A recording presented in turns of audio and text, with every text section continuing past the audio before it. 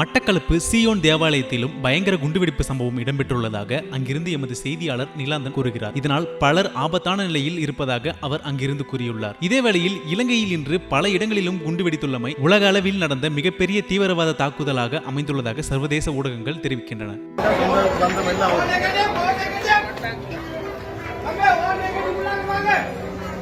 மேலும்